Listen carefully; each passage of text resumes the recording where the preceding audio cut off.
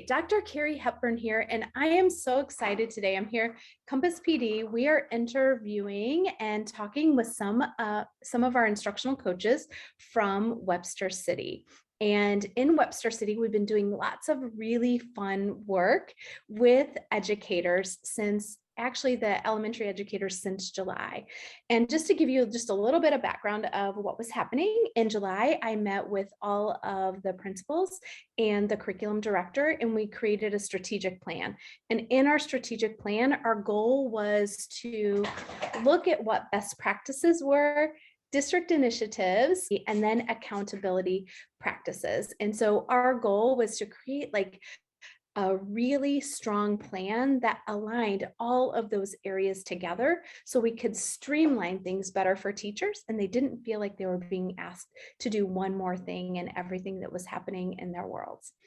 And so through this process, one of the things that we did was in Webster City, they were starting Fountas and Pinnell Classroom and a comprehensive literacy model. So we spent time early in the year looking at what is comprehensive literacy. And then another district initiative that aligned with accountability and best practice was priority standards. And so we really wanted to help teachers understand their priority standards and have a tool that would help them for assessments and understanding where their students were. So I want to welcome to our podcast today, Andy Brim, Rachel Chamberlain, and Emily Krusman. So I want to welcome them. They are the instructional coaches. They are leaders in Webster City. And so I thought it would be really fun to have them on the podcast today to talk about the process that we did for unpacking standards and creating progressions for teachers. So my first question for you guys is, one day, I think it was probably in September, we said the next thing we're going to be doing with teachers is we're going to be unpacking standards with all of the teachers. Can you guys like talk us through what your thoughts were about that? I wanted to say no. So I was pretty apprehensive. I felt like we had spent time looking at standards before and kind of breaking them down. And I was just really nervous what the teacher's perception of that process would be. So I was pretty apprehensive. I also was very worried about what the teachers would do or say. Like Andy said, we've done this before, or we thought we did this before. And they aren't really sure how they're supposed to use what we've done in the past now. So one more thing, I didn't know how they would react to that. And I, along with Andy and Rachel, was really worried. I was worried how the teachers were going to receive it. I didn't want them to think it was just one more thing for them to have to do. So I was just, again, pretty apprehensive. I remember just the look on your faces. And when I explained the process, I remember talking about how we unpack standards, thinking about getting, off a ramp onto the interstate and how you need to know, understand, and be able to do those steps in order to get on the interstate safely and without causing an accident, like all the things. And I remember Andy's like, you're going to have to do it like that. You're going to have to be really concrete or this is not going to work. That was something that stuck out to me. You could just see the feeling of concern on all three of you as we said, we're going to do this. So here's what we did for those of you that are listening. We brought, I don't know, what do you think, 50 people in a room? Yep. Right in there. We had 50 people, early childhood through fourth grade. And then we also thought it would be fun to bring in the special area teachers like PE, music, and art. And so let's talk for just a second about like, how did that go? Well, it was a lot of people, and every group going in a different direction. So I think that was a challenge. I don't know. It was nice though to have everybody get the same information at the same time. And I think that that day is something that we're going to be able to go back on later. But it was a challenge at the time. Mhm. It also really depended on the group of teachers and their attitude towards it. Mhm. And realizing that what we did in the past wasn't actually truly unpacking the standards and being able to make something out of it. So that was kind of hard for some of the teams to get past. Yeah, I agree. It was kind of like there was a lot of feelings in the room, and then, they were looking at this big picture and didn't really know how to narrow it down. So you could tell that they were pretty overwhelmed. Mhm. Something that like just sticks out to me is as you guys were talking, and then Rachel said a couple keywords like what we did in the past didn't really maybe set the tone for what we would like this to be like. Can you talk about what the experience was like in the past? Well, when we did it in the past, we didn't really go into the what do they need to know, what should they be able to do part of the unpacking.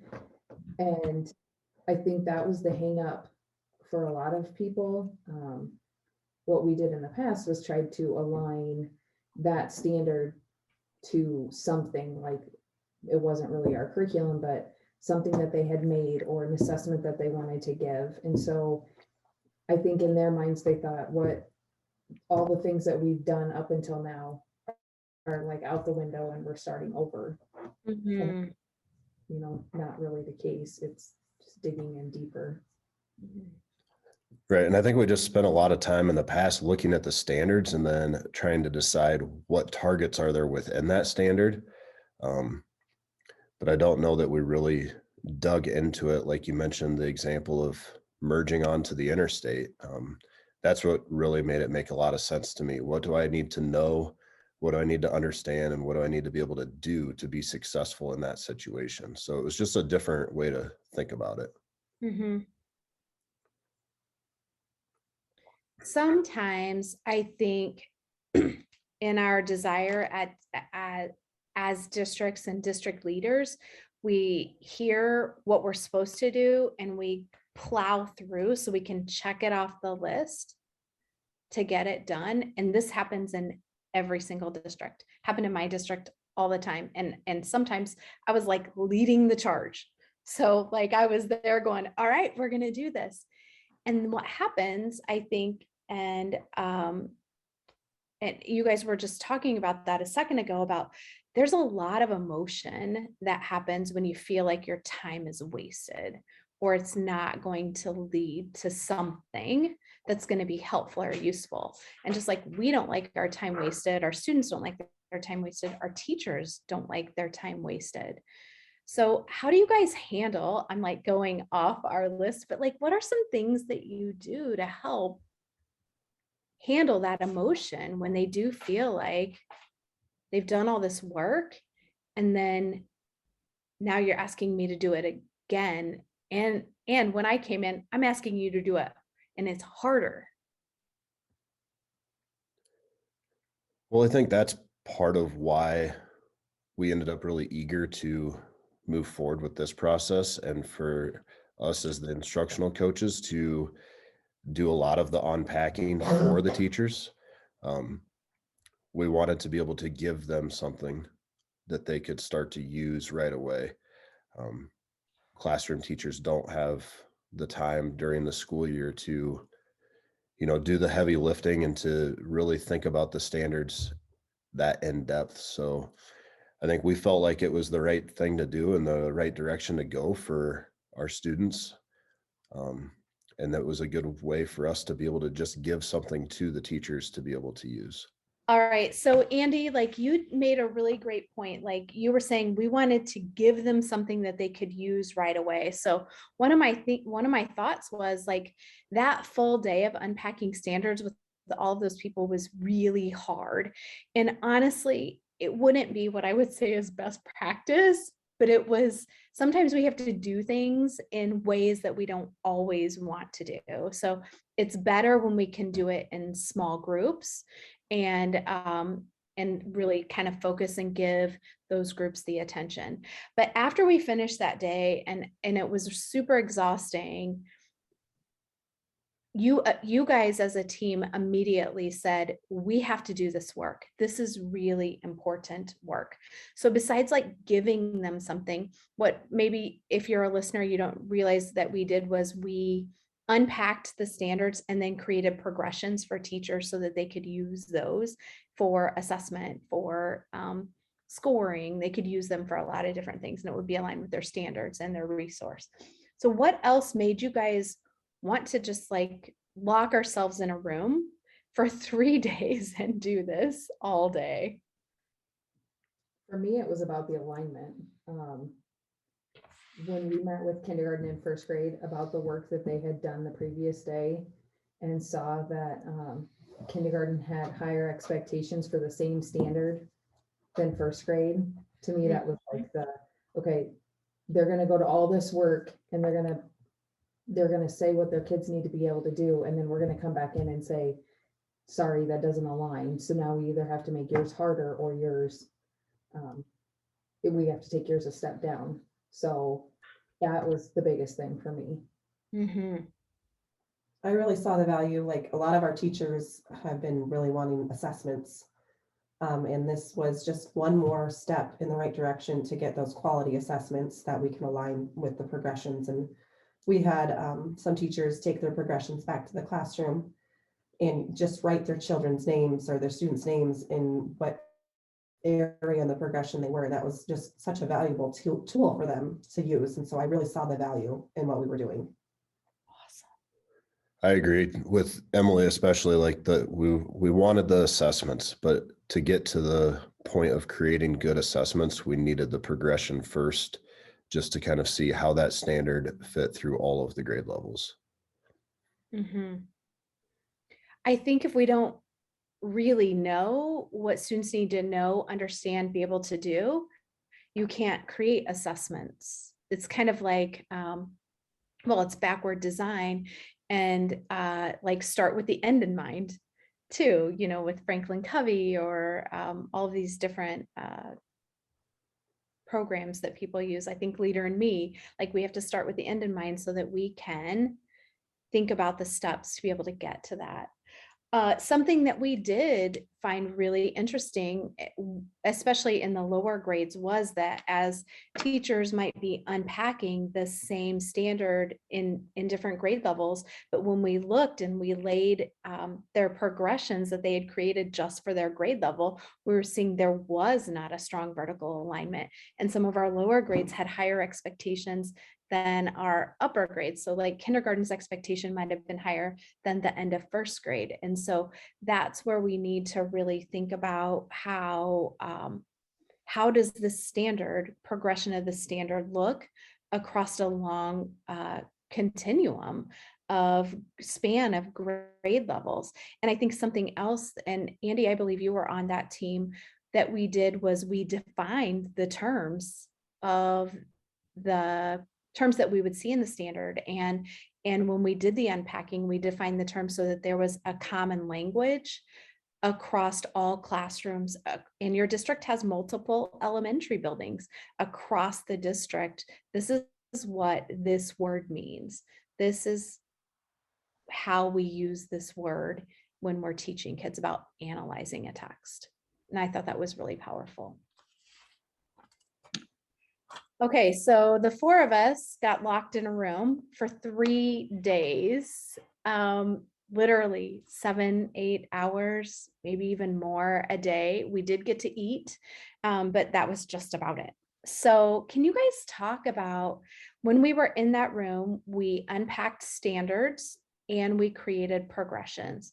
Can you kind of talk about that process and the experience? Well, it wasn't as bad as it sounds. To anytime you go into something thinking I'm going to do this for the next 3 days straight, that's pretty daunting. But we just kind of started, and You helped us find a starting spot, and we just kind of slowly started to go, and one thing led to another. We all kind of found an area of the unpacking that we took responsibility for, and so we kind of split it up that way and jigsawed it together. And I think that made it a lot easier. Mhm. So, and then we just kind of kept at it, and slow and steady, and the longer we went, the faster it got and the easier it was. Mhm. The template that we used was really helpful. Laying it out in the way that it's laid out made it go faster, I think. I mean, it was very simple, but exactly what we needed. Mhm. It was a good way to clarify all the questions about the standards that we've all had this whole time, so. Yeah. We really got to know our resources. We used the continuum, the FNPC continuum, and then we also used the, excuse me, the Common Core, is it the Common Core Companion? Mhm. That really helped us to keep our language consistent and make sure that we were using our resources and not so much putting our thoughts into it, but more concrete information. And then again, having the glossary that you had mentioned and keeping that up to date and consistent with what we were doing so that across the standards, it stayed consistent. Consistent language was really important as well. Mhm. And I think 3 days, is a long time, but we needed some time set aside to really be able to get a start on it and to make some progress before we were ready to take a break. We were ready for a break at the end of 3 days and to step away for a little bit before we came back to it. But it was good to have those 3 solid days to really feel like we accomplished something in the end. That's such a good point, Andy, is that how often do we try to do things like initiatives or really deep work, but we don't have the time to like really do the work, to do it the way it's supposed to be done. Yeah, that's where I think it was just really good that we did it instead of the classroom teachers, because they don't have that time, and we Right. were able to set aside some time to really dig into that, and so that we could go slow and not rush through the process and do it in the right way. Mhm. I think something that, this summer when we sat down and made the plan, I firmly believe like the people doing the work are the people doing the learning. However, in our adjustment, you guys were able to be given the time that was necessary to do the work. And you will be leading this work with all of your teams.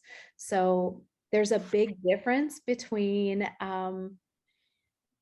going and finding something on the internet. And I think Emily talked about that. Like we used certain resources that were research based. They were high quality. We knew exactly what was the information that we were giving teachers. And so it takes a lot of time to dig through all of that. But I think doing that work, you guys did that work, and now you're going to be able to go help your teachers. So they're not going to resources that aren't as um, maybe valuable. What's the word I want to use? You guys know the word that I want to use. I'm losing it right now. Like research Just things based. that aren't research based. Yeah. Yeah, just like the good stuff. So we felt really good about the stuff that we were using, and we knew that it was backed by research. It had strong evidence to support that. So we've done this work. What are you guys using this for now? Or what do you foresee using all of this big work that you've done for now? Like, what are you going to do with it? Well, so right now we have standards unpacked, and we have progressions for those standards that we've unpacked. So one way that I've been able to use them right away is working with grade level teams, and they've been talking about assessing for certain standards, either for their trimester, or maybe they just finished teaching on an umbrella and they want to give an assessment.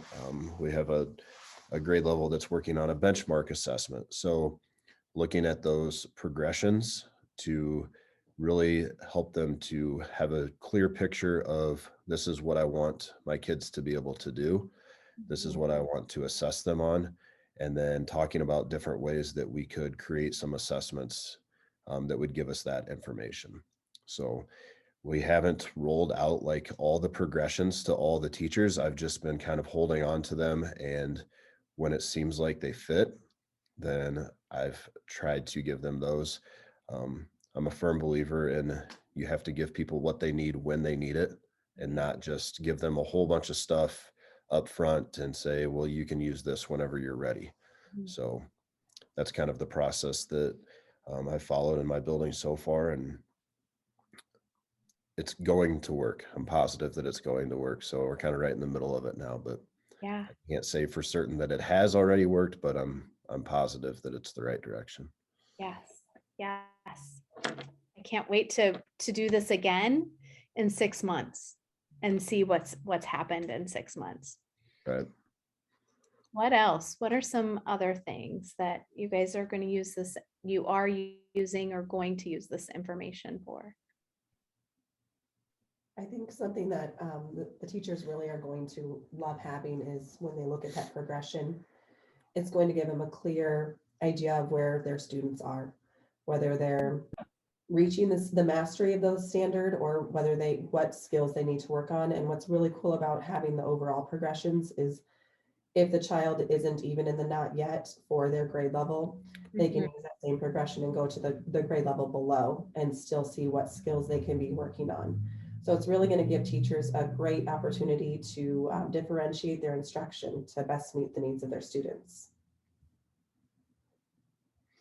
I also think it's going to help with them get into like the resources that we have that we aren't currently using.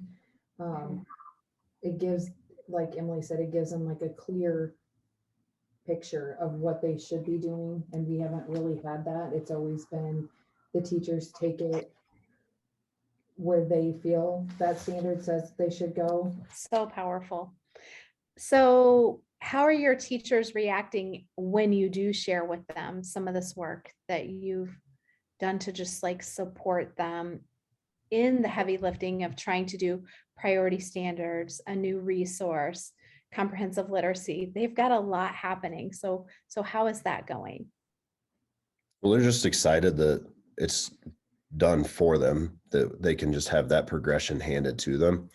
I think they're also excited that, we use the resources that we did.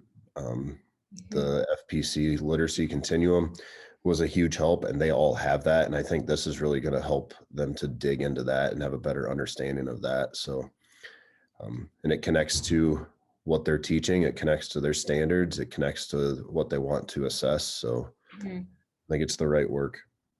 Mm-hmm. I think they're also happy that we kind of took it away. When there's 7 people trying to do the same thing, there's a lot of feelings in that and a lot of opinions, and they don't necessarily like to go back and forth between each other. So this kind of took that away from them, and so they don't even have to deal with the back and forth. Yeah, any of the, I shared this with our building level team, our building leadership team, and the teachers there were just so appreciative and thankful that they're going to have this to use. And then we even talked about helping the middle school and high school coaches, and they would start making progressions for those standards as well. Well, the process is replicable. So I think what really helped us was there were resources available that could help us with the unpacking process.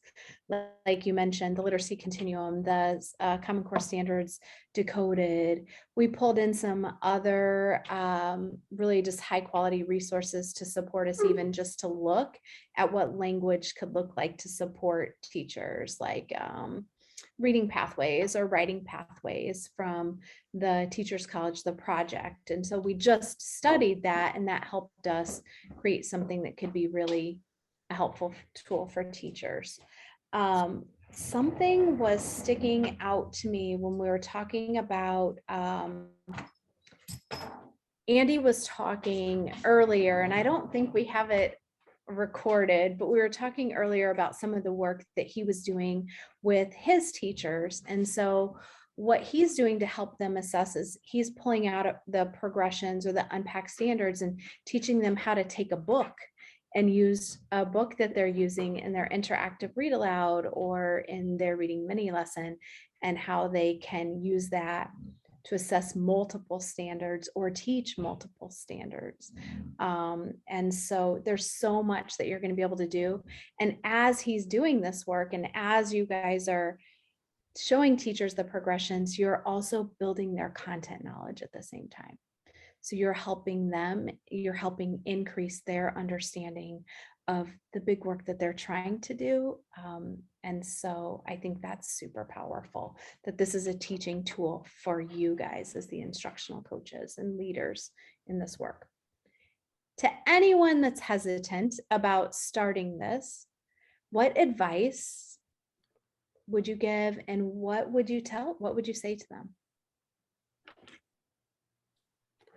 You just got to start. Like I said, with, thinking about that we were going to spend 3 days doing this, it would have been easy to say that's too long, or we don't know where to start, or there's too many standards. You just got to start, and it'll snowball, and it'll get faster and faster. You'll find a rhythm, and it gets easier. Every standard gets easier. Every hour gets easier. Mm-hmm. Set time limits sometimes. I know that was a big thing for us. We kind of did it as a joke the first time that we were going to be done with this standard, in 30 minutes. And that kind of helped us to get going when we were stuck. So. Mm-hmm. I agree too. You just got to jump in. You'll find a rhythm. It seems, the first standard takes quite a while, but then after that, you've got the language going, you've got your resources that you just become more and more familiar with, and you just start going, and sometimes you don't even realize how many standards you've been through and how quickly you've done it, because you just get into a groove, and Mm-hmm. having a sense of humor and keeping it going. And sometimes one of the big things that we did was, if we got stuck, we'd say, okay, how would you use this in the classroom? Yeah. And that was really cool and good to bounce ideas, because we have pre-K through 4th grade that we are instructional coaches for. So just to see and talk out loud the scenarios that we might use these in was really beneficial. Mm-hmm. I also think smaller group size was way better than trying to do it in a bigger setting. Of course, with us, the coaches are all varied, and so, I mean, I probably had a bigger, I don't even know how to say it, but like kindergarten and 1st grade, I felt like those were kind of my babies, and Andy was definitely the upper, but those are things that we have both taught and kind of know. So it helps to have that varied. Mm-hmm. Thanks too. I think something I would like to add is, don't do it in isolation. I think as a team, like, we were just a really great team. So there would be times where we would just like perseverate, and I am the worst. So I will just be flat out honest, like, I am the worst. Like, I'll be like, I don't know, like, and I just keep talking and talking and talking. But that's what helped the process, helped us. We all just had to keep talking through it and thinking through it, to be able to really figure out what the standard was asking kids to do, and what that might look like, and what that might feel like teaching it, and for the kids to experience that. So I don't think that we do that enough, because we don't have the time that we need to be able to do that work. So it was really enjoyable. Do you guys have any like other thoughts or ideas you'd like to share with people who are listening today? Well, I think you were very beneficial, helping us get started and very helpful just leading us through the process, but you did it in a way that we own the work also. And then you've been a continued support system when we get stuck, and we know that we can ask questions and you'll kind of get us back on track, or a lot of times just reassure us that we do know somewhat what we're doing and or that we're going in the right direction. So that's been very helpful. Mhm. Yeah, we've been able to continue the work on our own because you were such a support and continue to be a support, but now we have the confidence that we can continue doing all of the standards at a high level of success. Yeah. Well, and I think that is sometimes the hardest part of your job and of my job is to like remind those that we serve, like, like, a lot of stuff.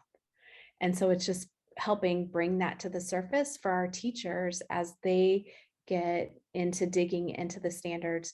Um, I wouldn't, I like to do this. Like, this is enjoyable for me because of the process. It's not always fun for everyone.